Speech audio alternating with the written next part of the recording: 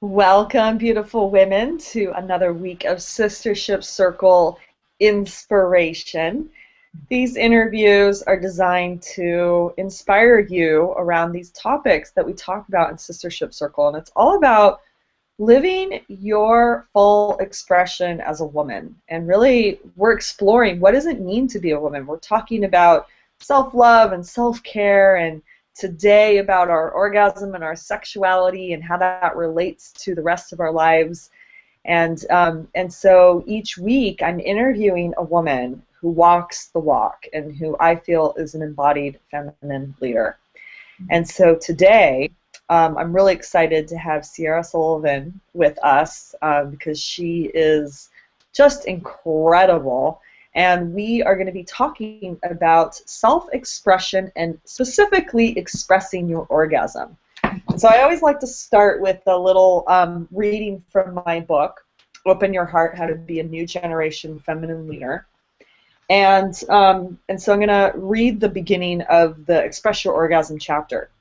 I really want to talk about sex, shame around sexuality, pleasure in sexuality, my own journey in coming to embrace my sexuality, the connection between sexuality and spirituality. It's scary to talk about this type of intimacy. We've been conditioned to keep quiet, and yet I feel that our sexuality is access to our essence, the truth of who we are. Last night I sobbed uncontrollably after a pleasure session. It came from deep within. No thoughts or images came with it, just feeling. It ripped through me. I simply let go and rode wave after wave. It felt like the biggest release of my life, perhaps from years of suppressing myself, perhaps lifetimes of repression. There is no coincidence this came up and out yesterday. Whatever this is stored deep inside of me is directly connected to what's in my way from fully expressing my truth in the greatest way possible. So I just want to have that be a context today of like how we're relating to sexuality and why this is such an important topic. Is because really it is it's our essence as women. It's our Shakti. It's that life force. And so I want to introduce Miss Sierra, who's just, oh my God, I'm so excited that her and I get to have this conversation today and inspire you with our own stories and our own experience. And so we met online years ago, and someone introduced us about tribal truth and sistership circles, and then we just had this amazing connection, and then it just rekindled this past year, and it's just been such a pleasure. And now she's moving to Southern California, and we're meeting up for the first time in person in the new year, and so we're really excited for our ongoing friendship and relationship here. And I'm going to have her introduce herself and tell you a little bit about who she is and what she's up to in the world. Welcome, Sierra. Thank you, my dear. Oh my gosh, what a fun conversation we have in store. And I love that you just read that, because one of the things that I've been exploring deeply in my own work, in my own inner work, the work I do in the world, is really about exactly how we can tap into and utilize the power of our pleasure, the power of course, our bodies, obviously, are the gateway to that pleasure, but that deep well that is so untouched and has become so pushed aside in Western culture for women. And to be able to tap into that as a tool for healing, for transformation, for, as you said, using your voice. And so my work in the world is really helping women step into their pleasure, not just in the bedroom, but in every ounce of their life, to find that feel good, to find that joy, to find that feminine, excitement that is so valuable and creates such magic and miracles and manifestation in our life. So I'm so grateful to be here and to be having this conversation and to be empowering all the women that you have gathered. And let's get to the juice. Yeah. So before we started the call, I was sharing a story, and I thought let's just start here because I think that there's just so many nuggets in this story. Last night when we had our facilitator training call, this was the topic, because this is the topic for the week for the Sistership Circles, and so I was sharing how being pregnant, I just simply don't want to have sex. But when I went deeper into that, it's like I just don't want to have sexual intercourse. I still want to be a sexual being. And so when I got off the call, I was like, well, what would that look like for me? What would feel really good in my body? And it was massage. And so I realized that I hadn't been asking for what I wanted in my sexual relationship. I was just shutting myself off and closing my voice. And so I asked my partner, I said, hey, can we do massage night? He's like, yeah, absolutely. So he gives me a massage, and I said, it's your turn. And he said, no, babe, like, this is all you. I feel good giving this to you. And it was interesting how, number one, the first lesson was that I actually spoke up about it. And I got what I wanted. Yeah. And, yeah, awesome. And afterwards, it was like I had this vulnerability hangover. And I went right into this old story of being too much. And I went to bed just in complete breakdown and feeling like I wasn't being loved and I wasn't being understood. And I was just like, where is this coming? And this whole, like, I'm just too much. I'm asking for too much. So there was a part of me that wasn't quite, like, receiving the pleasure that I asked for that he willingly gave me, you know? And I find that, and I want to start with this because there's a couple things that I want us to do on this call today. Is number one, talk about how sexuality is related to our voice and speaking up in the world.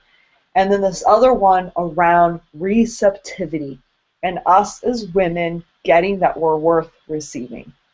So, you know, Sierra, you said that this is a big thing that you teach is, you know, this connection between that second and fifth chakra, your sexuality and your voice.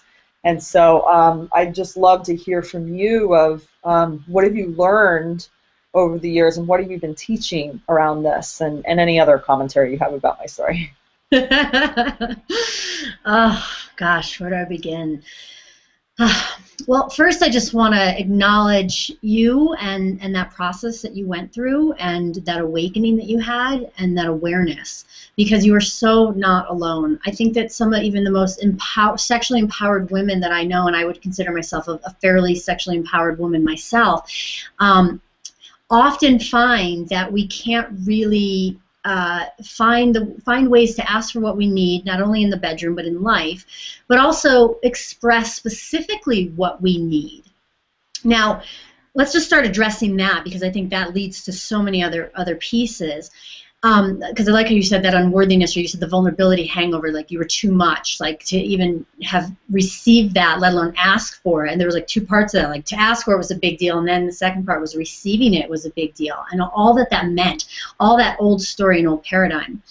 And we as women, especially us feminine leaders, but really any woman that is, you know, has a life, which is, you know, all of us, we tend to put our pleasure through the pleasure of others.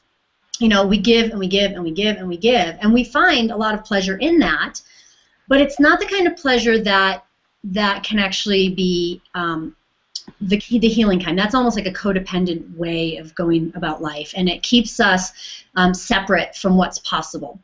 Now, the asking for what you want, the tough part in that for women is that most of us don't even know what it is we want. So how the heck are we going to ask for it if we don't even know what it is that we want, right? And that's the big frustration I hear from men all the time. Like, just tell me what you want and I'll give it to you. They're so happy to give it to us. And yet we don't know what we want. Now, underneath not knowing what we want, there's all this unworthiness stuff, or it feels weird to ask for what we want because we feel like we need to keep giving, because it's just it's our MO, it's our default mechanism. So what I encourage women is to start getting into the experimentation of what is it that they might want? What could it possibly be? And you really modeled that last night. You thought, okay, I don't want to have sex, intercourse, but I do want to be a sexual being, and I want to keep my body and my relationship in turn-on mode. Because, okay, so then what could I want? Like, you took that time to really figure it out. And that's a big piece. We have to, as women, take that space to really say, okay, what's going on here? And what do I need? What do I want? Then the next part is, okay, how do I ask for that? And for many of us, it's that's the trickiest part. So the practice is an asking. It really is an asking. And remembering that, particularly with men, and I would believe that this is probably still true in a same-sex relationship, because there's still a lot of masculine, feminine, going on in those relationships regardless. But with men in particular, men live for our happiness, right? They live for our pleasure. In fact, they literally are built to plug in to the female body. So their pleasure comes from plugging in. Our pleasure comes from them plugging in, us receiving that plug-in, and then gifting that back to them. So when we deny our own needs, when we deny our own desires, when we deny our own pleasures, we deny men, the whole of man, not to mention our partners, their ultimate connection to source and divinity and pleasure. So it's big, and it's not that big because the men want to give it to us, right? They so want to give it to us, and they don't know what we necessarily need. Each one of us has our own little maps and our own little, little ways that turn us on and that we appreciate. And when we're pregnant, there's a whole nother layer of what we're really desiring and what's really going to make us feel good, and whatever. If we've been working too hard or whatever, it doesn't matter.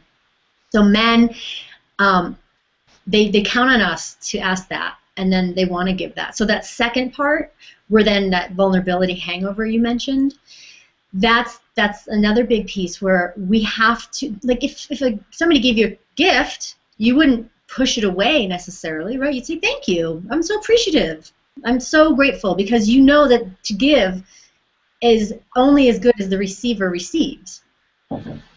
So that story that you had really is more of the collective consciousness story of what I call pleasure resistance.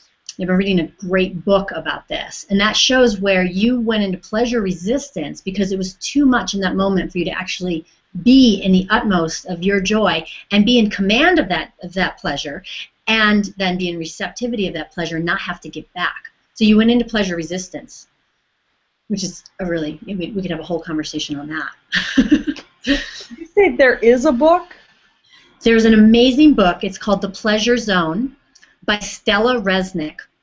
And it really talks about where as a culture we have lived in pleasure resistance and how that shows up. And then she gives a whole bunch of great practices and exercises where you can begin to tap into your pleasure and become more aware of opening up more to pleasure in life. And it really is. I have never found a magic pill for anything, but I have found that pleasure, literally, in all forms, is the magic pill to any issue you are having in your life. It's powerful. I'm just like, holy crap. And that's the best news I've ever heard, because who doesn't want more pleasure? It's like, whoa. Yeah. The other thing that as you were speaking, what was coming up for me is a lot of times as women, it's like this, well, I have to please my man, right? And almost this self-sacrifice to get his needs met. Because they're very persistent sometimes. When they want sex, they're very persistent.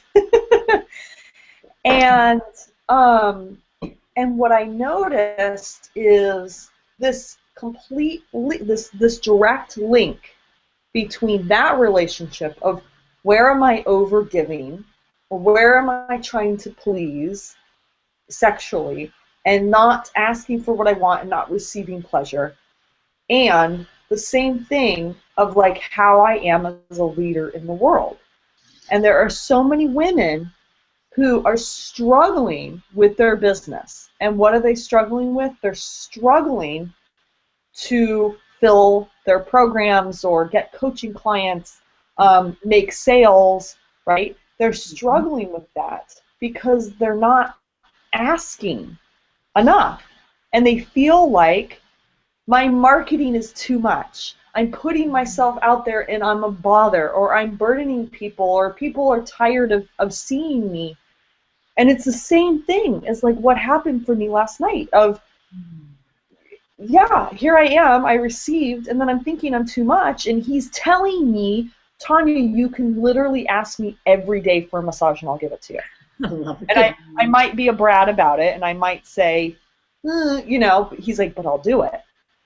And it's like, what this relationship here of, you know, if we want to make an impact in the world, we want to be a leader, we have to open our throat.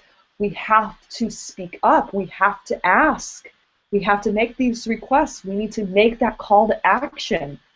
And then when the floodgates open and the clients come in, we have to be open to receiving them. Right? Oh yeah. Oh yeah. And I'm going to add one more piece to that, because that is true and sometimes easier said than done, and it's missing a key ingredient. It's missing the feel-good factor. Right? Let's look at both in the bedroom and in the boardroom or in the business. Right? We do out of obligation because of what we've been taught by society, by the courses we take, by, you know, the matrix of the universe, or not the universe, of the world out there. All these things that say you've got to do it this way, you've got to be this way. So in the bedroom, we have movies and Hollywood, and, you know, we don't really have a lot of good models for sexuality in this culture. And so we just take from pop culture, and that is not an accurate representation of, you know, the most empowered sexuality we can be in as women. Now, same thing goes for business. You know, we've been taught a very masculine model of business. We've been taught all these systems and structures and ways of marketing. And yes, formulas do work for a while until they don't, and new formulas need to be created. And what's happening is, so, you know, because being a businesswoman myself, I'm really deep in this conversation of there's a new way of doing things, and it really comes down to that pleasure piece. Like, if I'm marketing because I'm thinking I need to get the word out, and yes, you always need to have that ask, for sure. Call to action, ask, absolutely. That is an essential ingredient. But when you're doing what you're doing out of obligation, whether it be pleasing your man or putting your marketing out there, then that energy is felt. So even in the ask, you feel weird, you feel slimy, you feel ugh, because you're not coming from that juicy place of, this is the most joyful, fun thing I can be doing right now. This pleases me till no end to be sharing my message and my programs, or sharing this intimate moment with my partner. So that when you do ask, it comes from that depleted place versus the joyful, full, abundant place. You know what I mean? Yeah, and so the question would be, I'm sure, is, but ladies, I hate sales and marketing. It just feels icky. How do I turn that into something that feels good? Do you have an answer for that? Yeah, you really have to bring, I was telling you, this is my answer for everything today. You have to bring more pleasure into your life, period. Because if you're in business for yourself, you got into it because there's something you're passionate about. There's a cause that's out there. You've solved a problem, and you want to help others solve it. You want to make a shift in the world. You know, there's a problem you solve, et cetera, et cetera. There's a passion in that. What happens is we get caught up in all the doing, and we lose that passion because we don't inject enough fun and pleasure in our daily life. We're like, oh, no, I've got this big mission. I'm going to work my ass off to get the word out, to make the clients, and sometimes it's out of survival mode. And my fun, my pleasure is actually going to take a back seat when everything else is done. Then I'll go have fun. Then I'll go, you know, boat. But when is that ever going to happen? You're exhausted by the time that happens. And it's really about this balance of bringing more pleasure into every day, making the now pleasurable. So if you're finding that you're not in pleasure around that, if you're hating sales, even that, you know, or feeling, you know, that's not a good, if it just doesn't feel good to you, you're definitely in pleasure resistance to your life and your business. you're not having. I want to add on to that word you used, passion. And it's, can you get in touch with that passion that had you want to step into leadership in the first place? Had you want to start your business in the first place? What is the passion?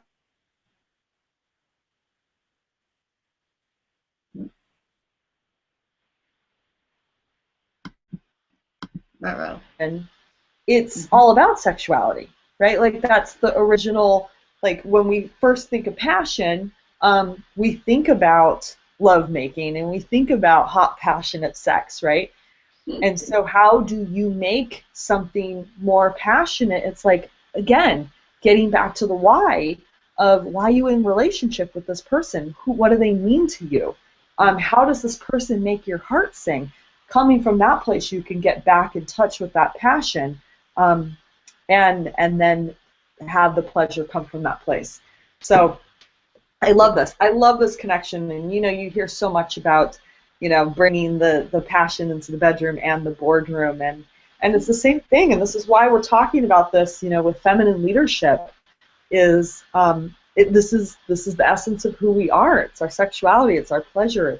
It's what feels good. And and think about it. Like, why did they want to take this away from us? Why did the Puritans, when they first came to America, not want you to have these sins and these, it's like we got conditioned to work hard and not have fun and not to have pleasure, and these are bad things, and to keep people controlled.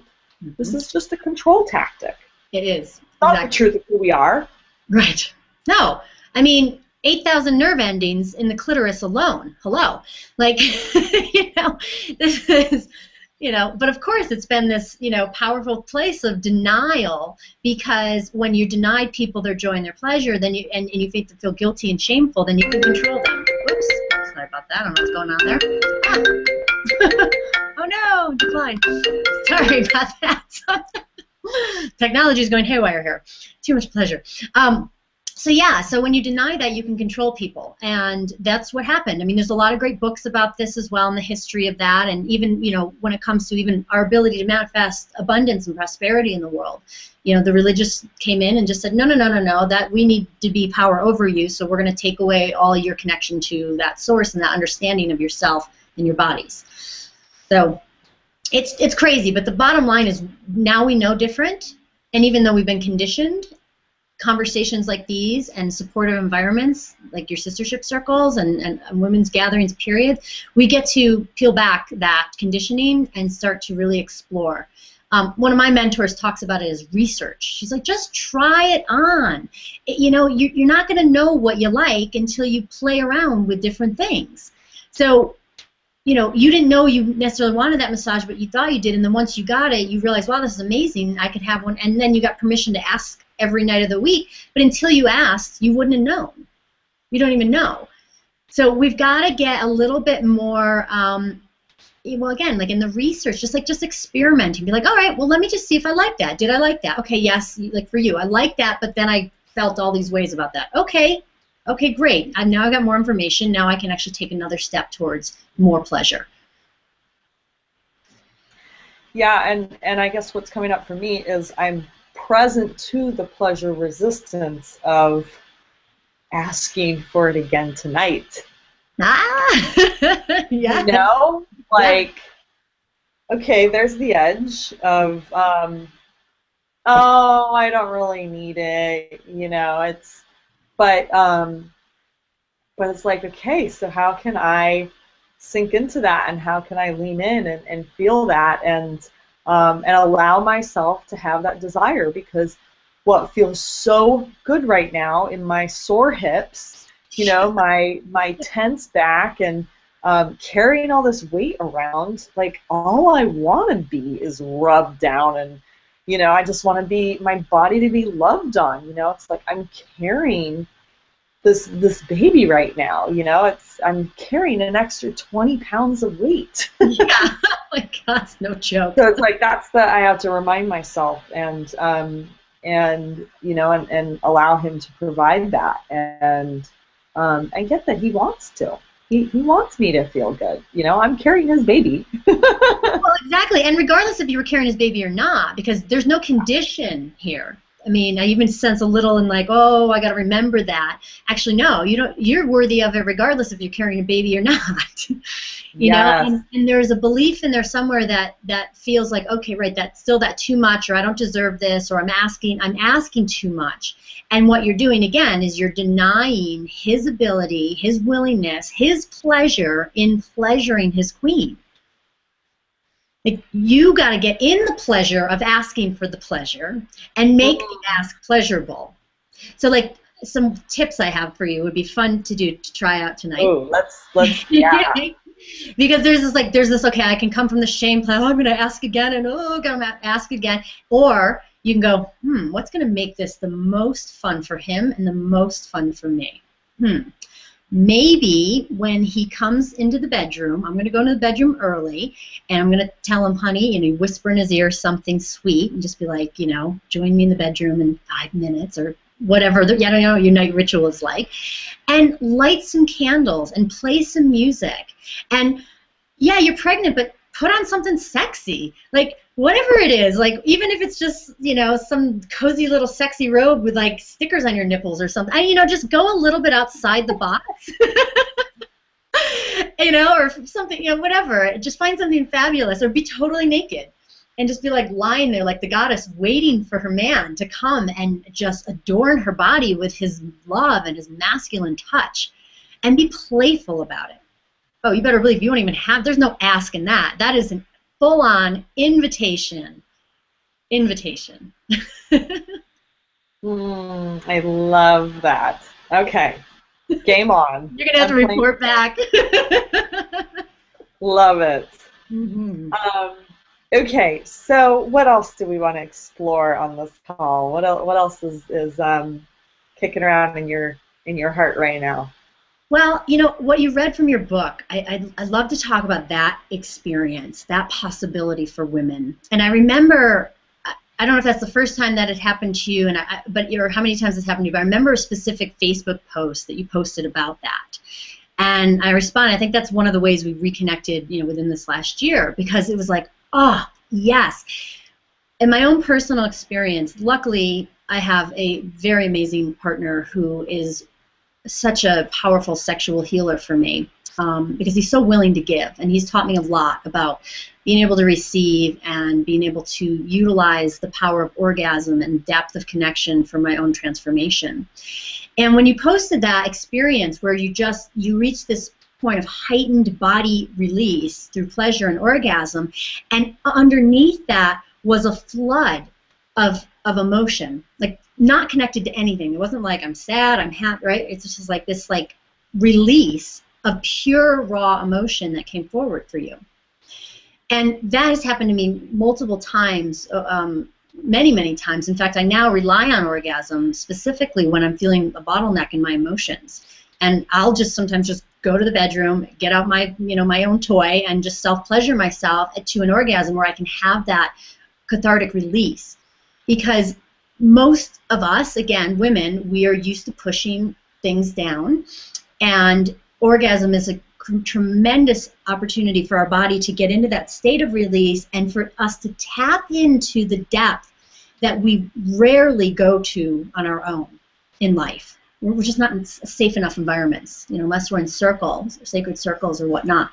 So I remember when the first time that happened to me, it was like, you described it so well in your book, it literally felt like generations of emotion was coming through my body. Release of old stories and old wounds and old cellular memory. And I thought, if every woman doesn't get to experience this, we are missing the point as a culture. Because the depth of the information that's available deep, deep, deep in our bodies is profound. It's profound. And it's not easily accessed because of the way we built our culture, because of the way we built our lives. And it takes a lot of love and tenderness and spaciousness and supportive environments in order to get us even to tap in to that well. So, yeah, I'll stop there in case you have any questions, but it's profound work. Well, yeah, I mean, this is so big of what you're speaking to, and how what I found is when I first I started doing some work on my G spot, and I was, doing a lot of healing work, and I noticed that I had this big block of ice that covered my hips and my pelvic floor, and so it was like this constant chipping away and breaking the ice, and what was under the ice is just this river of this flood and all this emotion, and so I was really scared to go there because it was so intense and so overwhelming to be flooded with these emotions. And I find that then I was, again, pleasure resistant, because I was tinkering back and forth between, like, is this pleasure or pain? And then it was like, this is the access to then being able to turn pain into pleasure. Yeah. And what's interesting is I think about birthing and how so many women relate to the contractions as pain. And a lot of women who are experts, midwives and doulas and different people talk about how you don't have to relate to it as pain. You can relate to it as these surges of energy and riding these waves. And by actually riding the waves of pain, you can turn them into pleasure, and that is what they call an orgasmic birth. Yes. Right? Yeah. And so what I've noticed is, I'm so hormonal, and anyone who's been pregnant knows exactly what I'm talking about. I've been posting about this a lot on Facebook. I'm so hormonal on this pregnancy, and it brings up so many fears around the birth, around being a mother, I just get, it's like everything surfaces, everything's heightened. And what I find is if I can allow myself to have the same type of cry, the same release as that orgasm, it's just like it clears out. And I might be feeling like shit one day, and then I get a good cry in, and then I'm like 100 times better. Yes. And it's the same, and it's interesting because I've been doing the same thing where I'm like, oh, I'm due for an orgasm. There's stuff that's being stored in my body, like there's some constriction from the pregnancy, and the more that I can actually allow myself to orgasm during the pregnancy and clear all that out, the better my body is going to physically feel during this pregnancy. That's right. And I find that correlation, like if we're hurting, if our bodies are hurting, we're probably not giving ourselves enough orgasms to clear it out. Exactly. Yeah. More orgasms all around. Yeah. And you said something, that there's a practice that each of us can play with in life around this. Like, I love what you said about the contractions, because we are more conditioned to feel the pain and expect the pain than we are to feel the pleasure and expect the pleasure. So it's really just a practice of flipping the switch, because polarity, right? They're both the same thing. They really are. It's just how we choose to experience one or the other. And one of the practices I've been doing to physically become aware of turning physical pain into pleasure. You have an ache or something. I love body work when it's really intense, right? I love that kind of like get in there and knead me up. But it can be very painful at times. And with my one massage therapist that I see fairly regularly, every time he'd hit this painful spot, I started going towards the pleasure of the pain. Like, I just would consciously go, wow, so if there's pain here, there must also be pleasure here. So where can I find the joy and the pleasure in that pain, in that moment? And you'll be surprised, it's fairly simple to do, because most pain we resist. We go back into like, we back off, and we don't, and our bodies don't surrender. But when you can bring the pleasure, meet the pain with pleasure of some sort, a thought, a feeling, an understanding, a surrender, a letting go, then you start to transmute that pain into the possibility of what it can be to bring you more pleasure. So I would, anytime you're in any sort of pain, It could be an emotional pain. It could be, a pain of your marketing. It could be a pain in the ass of somebody in your life. Whatever it is, where can you find the pleasureful feeling? Which is really find the better feeling thought when you look at Abraham Hicks, and it really comes down to the same core philosophies here. But it's a practice. It's a practice. So for you with this birth, you've got the opportunity to really transcend, and of course you will, because this is how you roll. You're going to be like, amazing transformational expert through your birth, and so much great content for the women after that. But that practice of being aware of, okay, I'm engaging in the pain or the pain consciousness, and what's going to bring more pleasure to this moment? That's an inquiry. That's more research. What's going to bring me more pleasure? How can this be more pleasureful in this moment? Or what is this pain telling me that's allowing me to find more pleasure? What is it? Because there's a gift in it. Just making sense? Yeah, absolutely. And it just reminds me of the more that I've gotten in touch with my emotions, and allow myself to cry and have temper tantrums, I find great pleasure in that release and in the crying. But before, it was overwhelming. These emotions were overwhelming. They were painful. I was having to relive memories, right? But then it was like, instead of contracting from that, this is such a great life lesson of life giving us painful experiences, painful circumstances, and we have a choice of how we react. Yeah.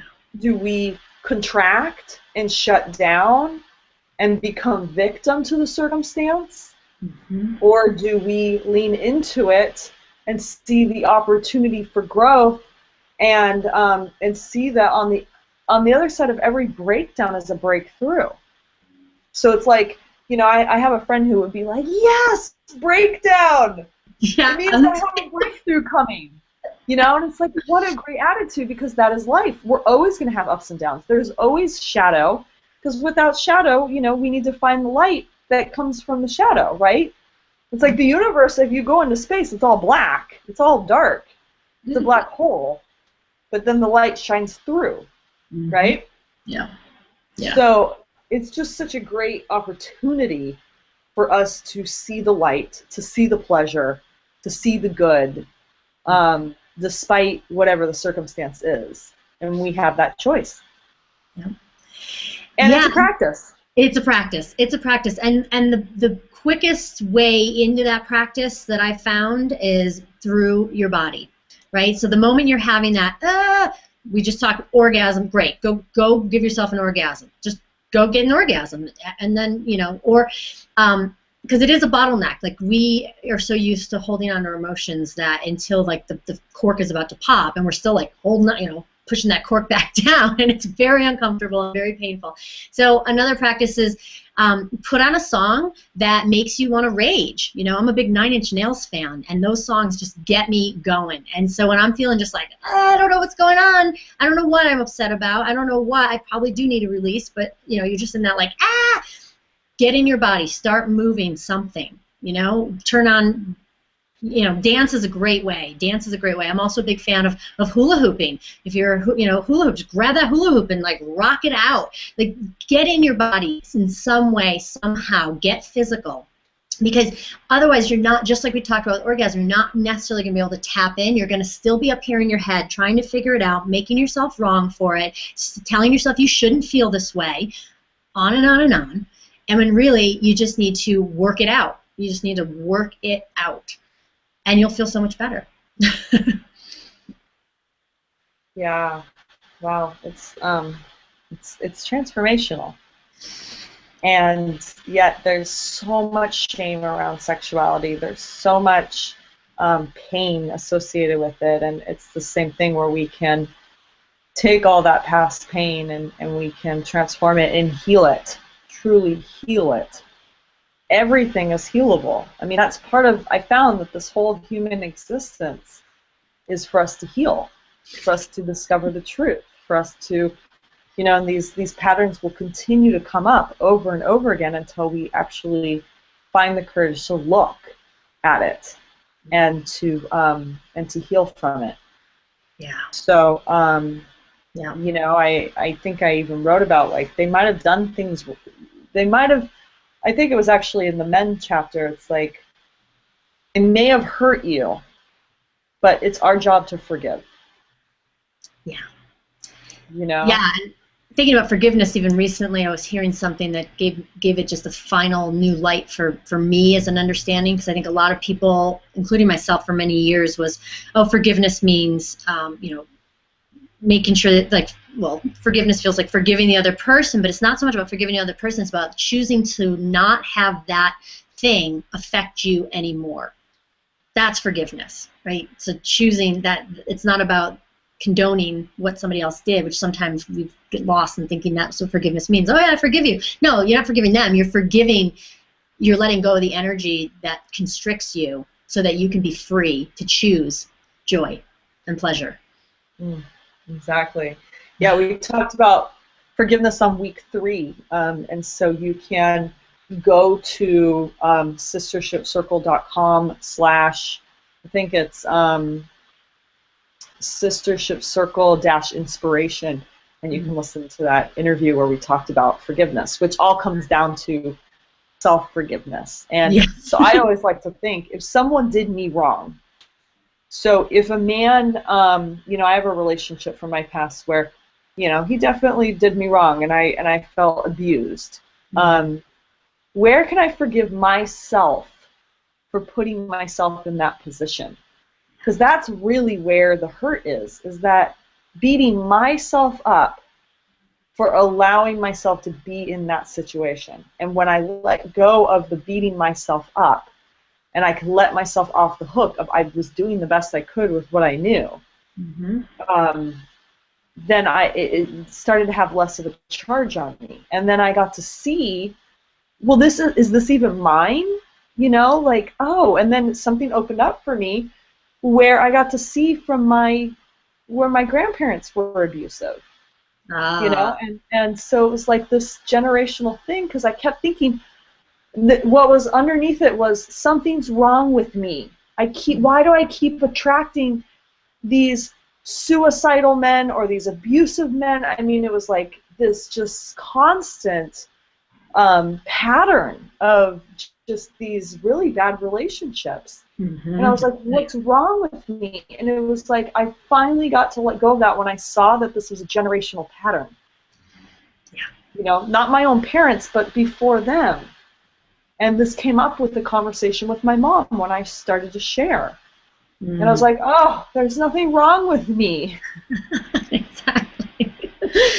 Yeah. And that's what happened. I attract an amazing man into my life, you know, who just treats me so well, you know, and it's like, that's what's possible when we let ourselves off the hook and we get that there is nothing wrong with me. Because if we're coming from there's something wrong with me, then we're going to find someone who's going to treat us like we're wrong. Yep. Right? Yep, exactly. It's more of the circumstance. Exactly. And I'd even go so far in that process is to, like we just talked about it a second ago, celebrate the shit out of the fact that you have this pattern, because now you have something to really see where you can shift inside and let go and release the pattern.